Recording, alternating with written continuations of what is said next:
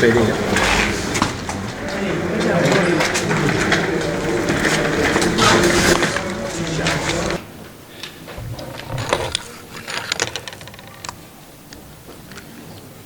not advise my daughter not to take assistance from Jacob. When he filed the divorce, the court ruled that he should assist those children, actually give every month $600 because those children live outside. What I stopped my daughter from claiming is the properties, like when you are married and you are divorcing, you have to share properties. That is what I stopped my daughter from requesting for, because I know the family of Jacob and I know where we are coming from. I didn't want pulling of ropes, fighting for properties at our age. So I told her to stop. Even when the security refused that she should not pick her clothes under the instruction of Jacob, I told her, you leave, and the clothes should still be there in that house up to today. Those are now not issues, because for us, we never wished him death. We knew he had children, and those children, even if you take them anywhere, they would still belong to Honorable Jacob. We wanted him to be alive, so that maybe in future he would reverse his mind and start thinking, also planning for those two children. We never wished him bad, we never wished him death, but that was what happened. The bishop who wedded them came in and told Jacob not to divorce. Many of his friends came in and called me and said, Santa, you stand, let this divorce not take place. I told them, it is not me, it is not my daughter, but it is his wish that they divorce. So we cannot force ourselves to somebody who doesn't want you. So that was what took place. But for now, that was now the past. We are now in something which we are now looking at the future of how the children should grow up, of how the family should settle. That is what we are looking at. That was now by the way. But it is important that you get to know, so that you don't think that it was my daughter who really refused him. He was the one who refused her. He was the one who filed the case. Name is Okot Santa, Member of Parliament for Aru North constituency. I'm also a shadow minister for regional affairs. I come from Pade district in Acholi region. I am a born of Omoro, where the late speaker comes from. We wanted to send a message to the nation, to the people of northern Uganda and the people of Uganda in general, about the death of the Speaker of Parliament, Honorable Jacob Oulanyah. We want to send our sincere condolence to the family members, to Parliament of Uganda and government of Uganda about his loss. I got to know Honorable Jacob Oulanyah about 2001 when we joined Parliament, the 7th Parliament together. That was the time when Northern Uganda was under insurgency by the Lord Resistance Army, which was fighting with the government army in Northern Uganda. I know him as a very hard-working gentleman, very kind, very ambitious, and very generous. Indeed, Northern Uganda has lost a leader among many other leaders in Northern Uganda, because his braveness, his kindness, and his hard work had made a lot of progress as far as Northern Uganda is concerned. It is so difficult to believe that Honorable Jacob Oulanyah has gone after we had lost General Paul Lokech within these 6 months. But before that one, we had lost General Keta, we had lost Colonel Walter Chora, and this is a sad history to us, the people of Acholi and in Northern Uganda. The father of Honorable Jacob Oulanyah told the public that before the death of his son, he called him and told him that somebody had poisoned him. I wish he had mentioned the name of the person. And if it is true, because this is a father who cannot lie, would like to ask the government of Uganda this time round to come out clearly to explain to the world, to explain to the Acholi people, to explain to the country, Uganda, what exactly happened to Honorable Jacob Oulanyah. To us, the members of Acholi Parliamentary Group, we want that issue to come out very clearly. Not only the members of Acholi Parliamentary Group, the Paramount Chief of Acholi is asking for the same. To me, as Santa Okot, I want the government to come out to explain the reason or what really killed Honorable Jacob, because the father cannot lie to us. First of all, I want to blame them and I want to accept what the father has stated, because the brother of the late Jacob Oulanyah, Francis Emona, should have gone with the first flight which took Jacob to the US. Why did they leave him behind? Why did they send him recently when he said, when he reached there, he found when Jacob was already not speaking? They would have sent him with the first flight so that Jacob would have explained to him exactly what happened to him. Because he stated very clearly that by the time they reached there, himself, the State Minister of Health, Chief Justice Wingdolo, Honorable Mao, they found when the late Honorable Jacob was already not speaking. He never spoke to him. He stated very clearly that whenever he tried to speak, he was unable to speak, but he would only shed tears. Although some of the members who went there, like the Deputy Speaker said, he spoke about his bow tie, he spoke about how he missed his suits, he spoke about how he missed the parliamentary procedure. I don't think that was right.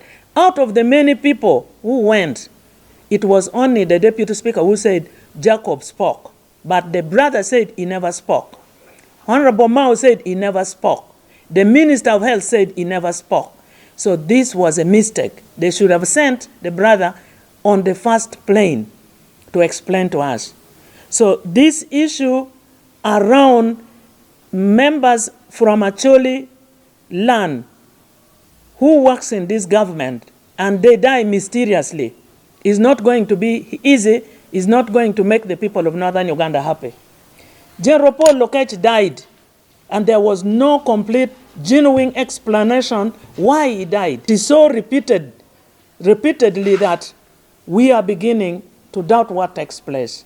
And this will make many of us in this country fear to stay in public, to eat in public, because of the issue of poisoning. If the government of Uganda will not come out clearly to allay the fears of Ugandans on the issue of poisoning, which has never been happening in any of the past government. The prominent people used to die, yes, but you will not hear that a prominent man was killed or a prominent woman was killed. They would die naturally or by accident or any other thing, but not poisoning. The issue of poisoning in Uganda is becoming so serious that the government must rise up to the occasion and find a way of allaying the fears from the people of Uganda. Soon we shall be fearing going to the hospitals, the health facilities, because you may fear if you go there, anything can happen to you. So government has got to come out very, very clearly to allay the fears of Ugandans on the issues of poisoning. Everyone speaks about poisoning. You have to move with your food when you are going for meetings, because people now fear to eat in public. And this is not coming from me only. Many of the leaders of Uganda has already complained about this. I want to appeal to the Ugandan government to look into. The second thing that I want the government of Uganda to look into is, why is it that when a prominent person dies, part of the country starts celebrating? What happens to this country? A prominent person is sick people start celebrating and say it is good for you, what happens? Especially if you are linked to the NRM government. Once you are linked to the NRM government, anything's happened to you, you get an accident, you die, people of Uganda celebrate. Part of it celebrate. What has gone wrong with this country? The government of Uganda has got to sit down and look at themselves so keenly. Because it may not end up with Honorable Jacob. It may affect another person so soon. So this is the issue that for us as members of People's Progressive Party see as something which is so serious, which is happening in this country. President Museveni has got to look into this. I know for him he will say we are peaceful. We are not peaceful if people demonstrate when a colleague dies. We are not peaceful at all. The law is so bad. If the law was not so bad, the replacement of the speaker would not take place on Friday before he is buried. But because the law, which has been so bad, is going to be replaced on Friday. So for us as members of the opposition, we would like to explain to you clearly that in the past elections, when we were electing the speaker and the deputy speaker, most of us members of the opposition, we decided to side with the NRM. But this time, I would like to call upon all the members of the opposition in the different political parties that we better choose our own member of the opposition to represent us to contest for the speakership and maybe for the deputyship. Because I understand that the deputy speaker has already resigned to go and contest for the speakership. So we would like to inform you that we, as the members of the opposition political parties in parliament, we are going to select a candidate for the speakership and also for the deputyship. And I would like to call upon all the opposition's members of parliament to rally behind that person. I ever feel we are, because we are capable to take up all that position. This is what I would like to let you know. For now, we have not come out with a candidate. But tomorrow, we are going to sit down. We have called all the whips and the chairpersons of different political parties to send candidates whom they think can fit to become the speaker or the deputy speaker. I'll zero on selecting one for the speaker and possibly one for the deputy speaker. This election will take place on Friday. So we are going to field a candidate for the speakership as members of the opposition. In our tradition, even if there is divorce, once you have children in that family, in that clan, you remain a mother or you remain a father.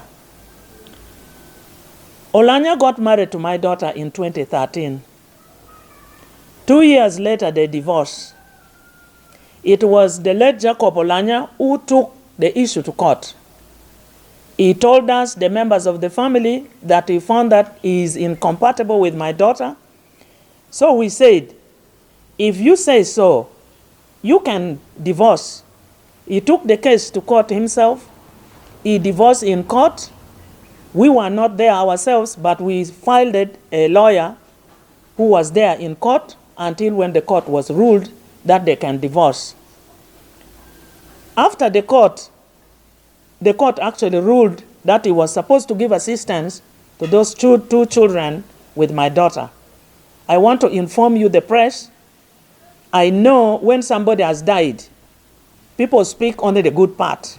They don't want to speak the bad part. He did not assist those two children. The children are with my daughter in the US.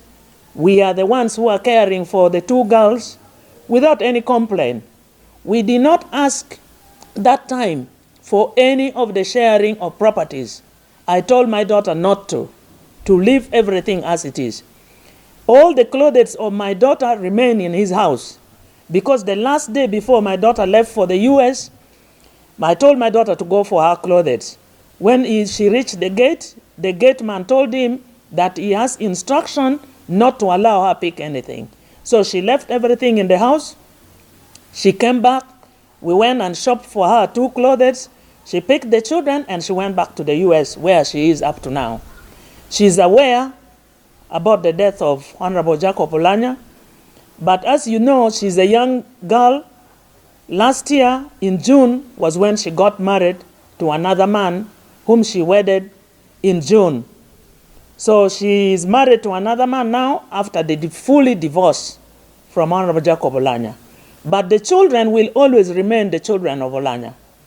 And we request that she sends the children even if she's not coming. If she does not come and she says the children can come, I'll go and pick them. Next week, I'll fly there, pick the children and bring them so that they see that indeed their father has died. Because even if the children lives with another man, of course the children knows their father was Honorable Jacob Oulanyah, and they know their father lives in Uganda. So they better come and see that he's dead and he's buried. And then we take the children back to where they have been, growing up.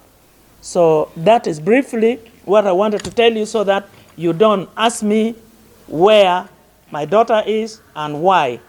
At the moment, I don't know whether there's another woman in the house. That is now not my issue.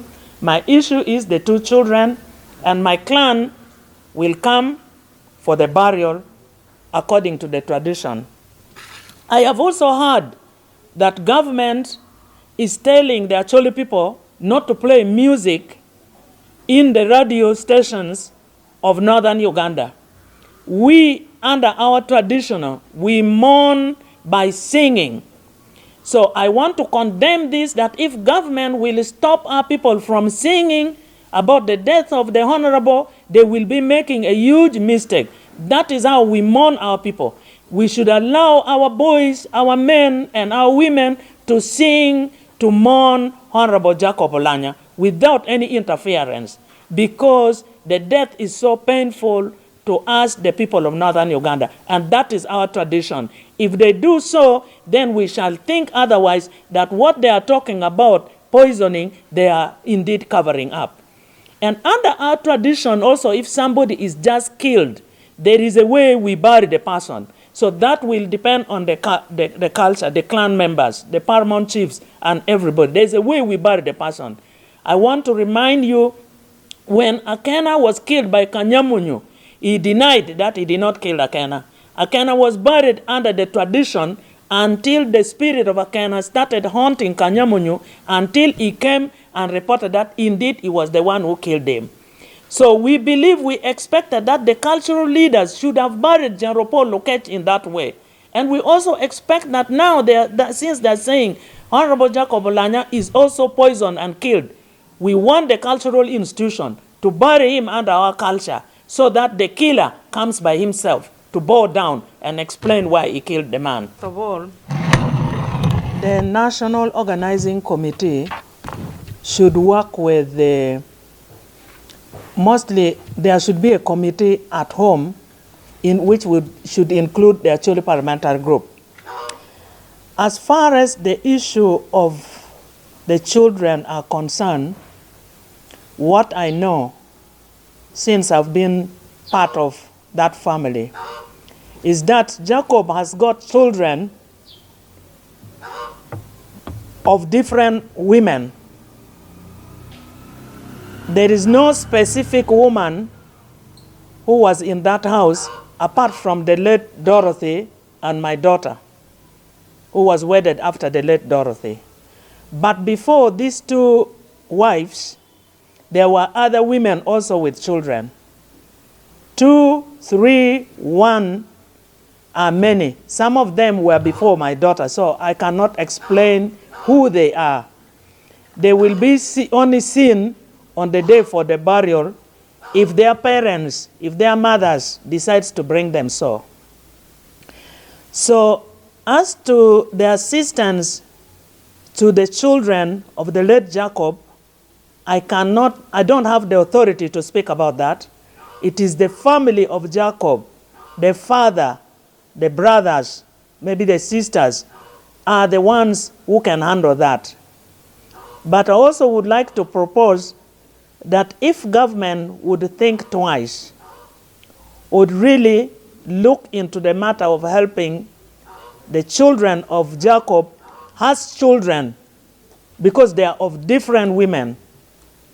So that will now be the parents to give the total number of children, which I don't know. Mine are 2. So the others, I don't know how many they are. If they can give the total number, and then we see how many are already mature and how many are still young, I believe my children would be the youngest, or maybe another person, because I don't know. So that would be a good idea if they say the children will be assisted, and maybe the home, which is started constructing at home, if it can be completed, that one, I accept the idea so that it can help the children. For those who will accept to live in that home, those who will not accept to live in that home, they can go their way. If they are still at school, they should really be assisted for them to complete their studies. So in a nutshell, it is, according to the tradition, me, I am a mother-in-law. I cannot explain what is in that family. Whatever decision will come from the parents of Jacob will be the decision that we who are outside will take. Of course, we shall go there as mother. I will go there with my people from Payera clan as mothers-in-laws. So we cannot take that decision. But I would like to appeal to the government that they should assist the children of the late Jacob, and if possible, they can complete that house for the children to live in, because there will be nobody else to assist those children. I did not advise my daughter not to take assistance from Jacob. When he filed the divorce, the court ruled that he should assist those children, actually give every month $600, because those children live outside. What I stopped my daughter from claiming is the properties, like when you are married and you are divorcing, you have to share properties. That is what I stopped my daughter from requesting for, because I know the family of Jacob and I know where we are coming from. I didn't want pulling of ropes, fighting for properties at our age. So I told her to stop. Even when the security refused that she should not pick her clothes under the instruction of Jacob, I told her, you leave, and the clothes should still be there in that house up to today. Those are now not issues, because for us, we never wished him death. We knew he had children, and those children, even if you take them anywhere, they would still belong to Honorable Jacob. We wanted him to be alive, so that maybe in future he would reverse his mind and start thinking, also planning for those two children. We never wished him bad, we never wished him death, but that was what happened. The bishop who wedded them came in and told Jacob not to divorce. Many of his friends came in and called me and said, Santa, you stand, let this divorce not take place. I told them, it is not me, it is not my daughter, but it is his wish that they divorce. So we cannot force ourselves to somebody who doesn't want you. So that was what took place. But for now, that was now the past. We are now in something which we are now looking at the future of how the children should grow up, of how the family should settle. That is what we are looking at. That was now by the way. But it is important that you get to know, so that you don't think that it was my daughter who really refused him. He was the one who refused her. He was the one who filed the case. We are talking about here is the suspicion that has come with the death of prominent people in Uganda one by one. We are not saying government has poisoned so and so. We are not saying so and so has been poisoned. We are talking about the suspicion that has, developed in Ugandans, to the extent that whoever dies in Uganda, more especially prominent Ugandans no longer have trust in government. Ugandans no longer think that people can die naturally, but they suspect that government is the one that poisons people. So that suspicion is what we want government to address, so that it cleanses itself and do away with that suspicion. Number two, where I want also to echo my voice, is on the question of the deep-seated anger. The deep-seated anger in Ugandans that leads to celebrating when somebody has died.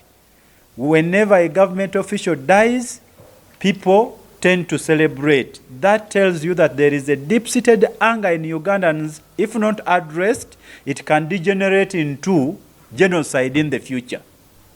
it can degenerate into genocide.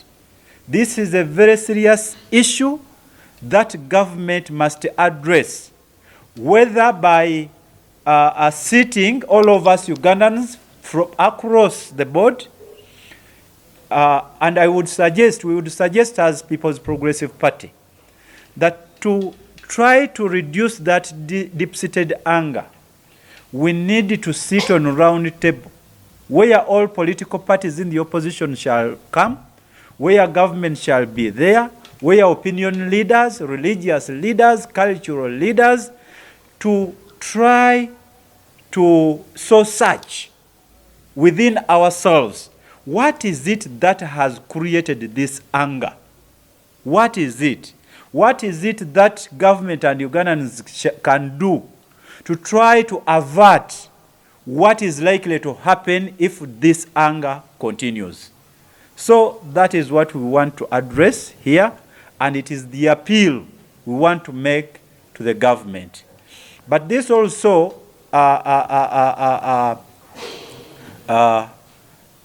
opposition has also a responsibility to try to calm down the population, because if this degenerates into anarchy, nobody is going to survive.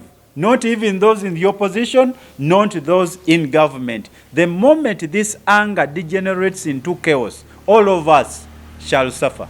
So it is our appeal that we need to take a keen look at this so that it can be mitigated, it can be averted. Twagala kwegatta ku bannayuganda okunyolerwa awamu olw'okufa kwa speaker wa parliament. Tulowooza nti eno loosi nnene nnyo, tulowooza nti eggwanga lyafiriddwa kinene nnyo. Mu ngeri endala twagadde tubabuulire nga People's Progressive Party tugenda kuyimirirawa mu kifo ky'okureplacinga speaker ne deputy speaker. Twasazeewo ng'ekibiina nti ku mulundi guno olw'okubanga ebibiina byonna birina bye bayita ba whips, era mukimanyi nti People's Progressive Party olw'okuba erina omubaka omu, omubaka oyo ye whip wa People's Progressive Party.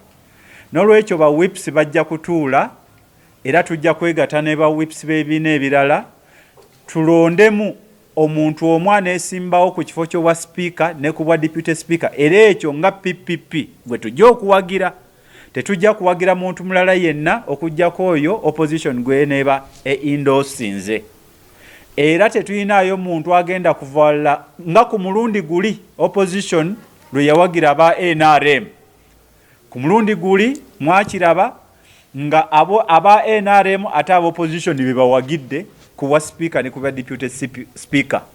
This time tukubira bannaffe ab'ebibiina ebirala byonna omulanga nti ku mulundi guno tetuwagira speaker mulala yenna okujjako opposition gwenebeerese. Ate tulowooza nti tusobola okuleeta speaker n'awangula, kubanga ne mu NRM mwennyini kati mulimu abantu abalowooza nti okulonda abantu aba NRM mu kifo ekifaanana bwe kityo, mu NRM mulimu abalowooza nti ekyo kiba kikyamu, titulonde busobozi so si kulonda kibiina.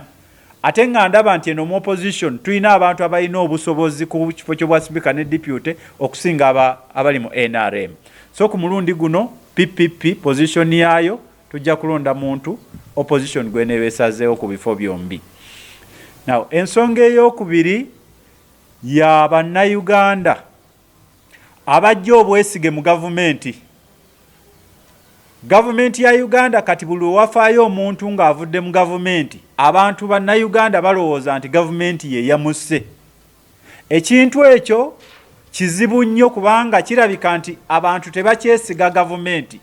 Abantu nga tebakyesiga gavumenti bwe batyo, bw'eneereetanga eddagala ly'okugema abantu tebajja kuligemesa. Bw'eneeteekangawo amalwaliro omuntu gy'alowooza nti agenda afuneyo obujjanjabi, abantu abali prominent mu gavumenti tebajjanga kugendayo. Senga nga okuggyamu obwesige gavumenti n'okutya obutwa kinaagenda mu maaso. N'olwekyo gavumenti ya Uganda wadde nga zino zirabika nti ŋŋambo, naye olw'okuba eŋŋambo zitandise okujja buli lunaku ku buli muntu afa ku buli muntu afa, ezibeere zibadde ngambo ziyinza okufuuka ekituufu. Ate ngambo bwe zibawo bwe zityo n'abatemu batwala omukisa ogwo ne batandika okukozesa omukisa nti ono katte gundi naye bajja kugamba nti gavumenti. So tulowooza nti gavumenti bw'eteebeeko kyekola ky'amaanyi obwesige mu gavumenti abantu babugjeemu. Luli abantu baafanga mu gavumenti ezaayita nga bagamba nti baamu assassinating oba baamutemudde, gavumenti yamukubya amasasi. Naye ku luno abantu tebakyafa ngeri eyo, wabula kaakati twebuuza nti okuva ku Mayombo okugenda ku Banyakairima okutuuka ku Balokeeki ku ba Archbishop, lwaki abantu balowooza nti gavumenti ye poisoning abantu? Gavumenti okujjako ng'ekyo ekirwanyisizza obwesige buweddewo. Ensonga ey'okubiri y'ey'obusungu bw'abantu. Eggwanga liteekwa okwebuuza, abantu bajjawo obusungu kaakati obugenda ne bajaguza ng'abantu bafudde. Obusungu obwo buvaawa? Gavumenti erowooza nti waliwo obusungu obutudde mu bantu nga tebabujjaayo. Obusungu obwo bwe batajjaayo olunaku lumu bwe bulyabika tetulifuna genocide mu Uganda. Kubanga mu biseera ebyayita abantu ng'omuntu ne bwafa ne bwe baba babadde tebamwagala nga bonna bakungubagira wamu. Naye kati okubanga bajaganya bujaganya, in fact oyinza n'okulowooza nti abantu batya kati poliisi n'amagye, omuntu yandifudde ne bajjayo eŋŋoma ne bagenda ku street ne batandika okuzina. Twebuuze ebyo biva ku ki? Gavumenti yeyina okwebuuza ebibuuzo bino, kubanga bw'etebyebuuze ekyali e Rwanda kyali bwe kityo. Abantu balina obusungu okumala emyaka mingi, obusungu bwasituka omulundi gumu, abantu ne bajjayo ebiso ne batandika okutemaatema bannaabwe. So tusaba gavumenti nti etunule, enoonyereze, emanye ekireeta obusungu obutudde mu bantu. Bwe tuba bakukyadressinga tukyadressinge ng'embeera tenasingako wano. Otherwise obusungu obwo bulinda opportunity emu buveeyo mulabe wano ekitta abantu nga kizze mu Uganda. Tulowooza nga People's Progressive Party nti ekyo tusobola kukikola nga tutudde ku mmeeza emu.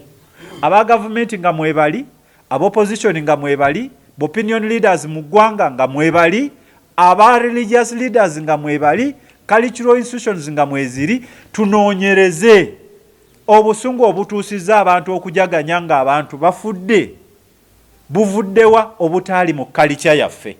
So ebyo tulowooza nti nno ebintu ebyo byetaaga kukwatibwako ate mu bwangu bwe tunaaba nga eggwanga lino tunaliseevinga obutagenda amawanga amalala agafunye ebizibu bwe bityo gye gagenze.